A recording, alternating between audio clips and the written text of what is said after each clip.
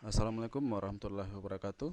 Pada pertemuan kali ini kita akan membahas tentang elemen dan tag di dalam HTML.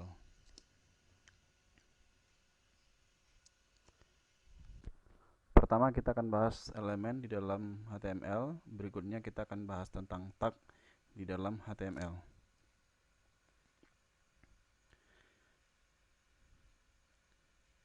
Dokumen HTML disusun oleh elemen-elemen. Jadi dokumen yang ada di dalam HTML kita, halaman website kita, dia merupakan nanti susunan dari beberapa elemen-elemen ya, nanti yang akan kita gabungkan. Apa itu elemen di dalam HTML?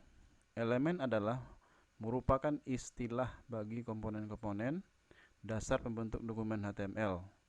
Beberapa contoh elemen di dalam HTML adalah ada head, ada body, ada tabel, ada paragraf, dan list.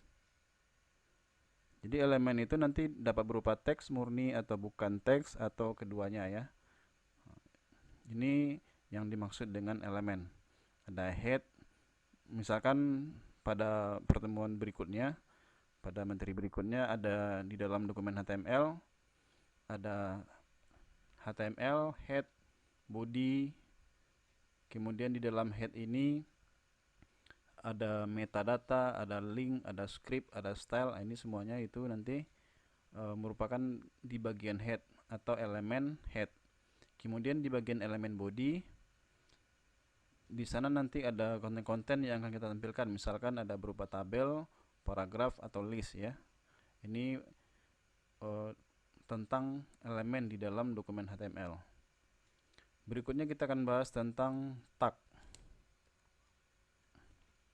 Apa itu tag di dalam HTML?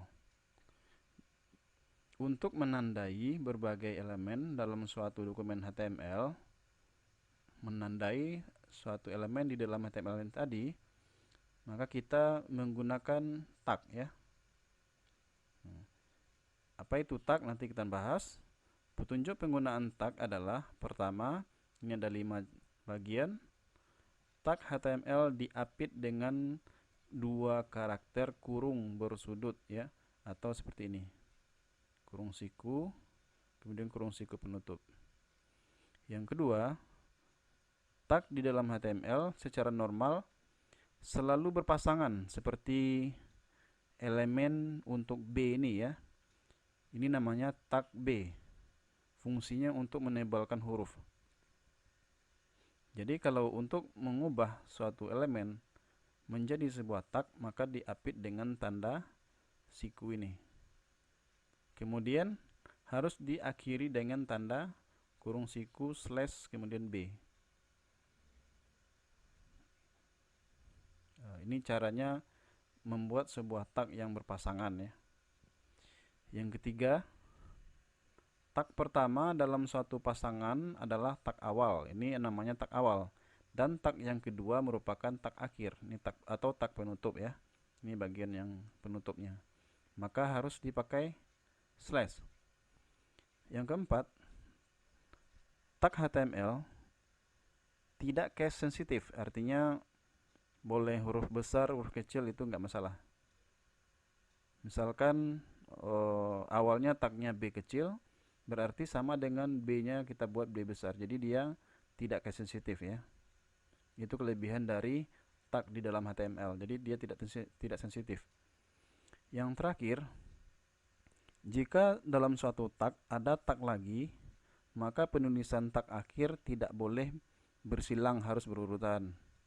Jadi kalau seandainya ada di dalam tag tersebut kita buatkan tag lagi, jadi selesaikan dulu mana tag yang pertama didefinisikan, maka itu adalah tag yang terakhir yang akan kita tutup. Contoh ya, misalkan kita ada membuat sebuah tag B, ini tag yang pertama kali dibuka. B ini hurufnya kita tebalkan, huruf tebal dan miring. B untuk membuat huruf ini tebal, kemudian berikutnya setelah dia tebal nanti kita miringkan. Maka tag yang kedua kita gunakan tag I ya, atau italic. Kemudian yang pertama kita deklarasikan B, maka B yang terakhir ditutup. Yang kedua I, maka I nanti yang berikutnya ditutup ya. baru nanti B yang terakhir.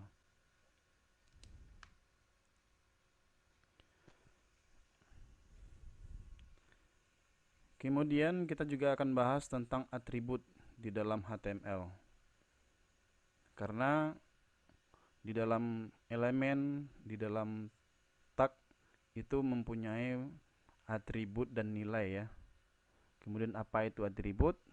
Kemudian apa nilai dari atribut? Itu nanti akan kita bahas. Pertama, atribut adalah tag yang memiliki informasi tambahan.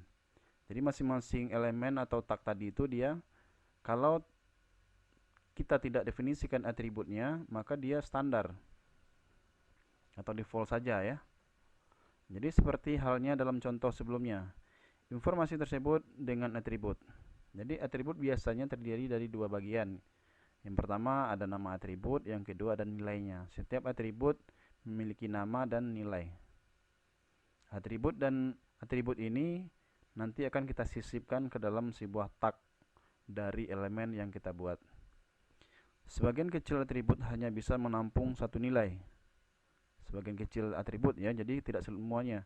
Hanya sebagian kecil atribut bisa menampung satu nilai. Atribut-atribut tersebut adalah atribut boolean. Jadi kalau atribut boolean ini bisa menampung satu nilai ya. Dan dapat disingkat dengan hanya menuliskan nama atribut atau membiarkan nilai atribut itu kosong. Jadi ketiga contoh berikut yang di bawah ini jadi memiliki arti yang sama dengan cara yang berbeda-beda. Pertama, kita akan gunakan sebuah elemen di dalam HTML, elemen form input. Jadi input ini kita jadikan dia sebuah tag, kita buka kurung kemudian ditutup kurung. Untuk mendeklarasikan sebuah atribut di dalam tag input ini, kita gunakan require ya. Ini fungsinya untuk memberitahukan kepada si user bahwasanya input ini wajib untuk diisi. Jadi tidak boleh kosong. Ada tiga cara, karena atribut ini mengandung nilai boolean. Nilai boolean ini adalah nilai logika ya. Nilainya hanya bisa dua saja ya, true dan false. Nanti boleh diisi atau boleh tidak. Itu maksud dari true dan false. Jadi yang pertama, untuk atribut ini boleh diisi ya dengan nama yang sama. Dengan cara mengisi dibuat sama dengan, karena ini adalah sebuah string atau karakter, maka boleh diapit dengan kutip 2 atau kutip 1. Kutip 2 pembuka, kemudian kutip 2 penutup. Baru ditutup dengan kurung siku. Cara yang kedua, kita buatkan sama dengan nilainya boleh dikosongkan. Boleh dikosongkan ya. Itu hasilnya sama atau maknanya sama. Kemudian yang ketiga, sebutkan nama atributnya saja tanpa memberikan nilai. Jadi ketiga-tiga ini, cara ini memiliki arti yang sama dan fungsi yang sama. Jadi itulah materi kita pada bagian ini. Silakan saudara like, share, komen, dan subscribe. Assalamualaikum warahmatullahi wabarakatuh.